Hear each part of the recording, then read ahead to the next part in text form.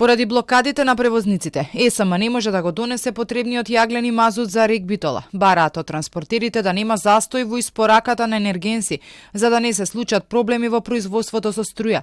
Превозниците пак попладнево на итен состанок. Од ЕСМ тврдат дека од вчера ниту може да замине камион за Грција, ниту пак се пропуштаат транспортери од таму за да ги донесат јагленот и мазутот. Ако не се донесе потребниот јаглен од Грција, ќе море да се користат домашните количини кои се со помала калорична вредност. И во тој случај за производство на струја ќе треба да се употребува 3 пати повеќе мазут, кој пак исто така заради блокадите не може да се внесе во земјава. И доколку не се донесе од надвор, повторно ќе треба да се користи оној од државните резерви. Од Асоциацијата на превозници Макам Транс пак за Телма соопштија дека околу 15 часот ќе има состанок на кој точно ќе се утврди што ќе се пропушта, а што не.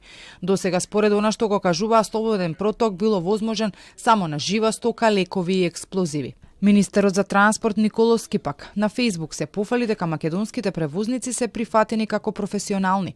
Во однос на ова се изјасни и потпредседателката на Европската комисија на презентацијата на стратегијата за визи.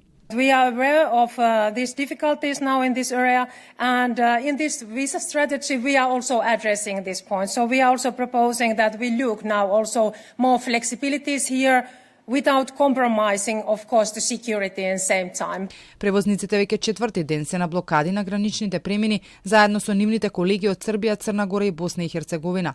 Бараат ЕУ да донесе нови мерки со кои нема да се ограничи нивниот престој во земјите од Шенген зоната на 90 дена во период од 6 месеци, односно да не се третираат како туристи.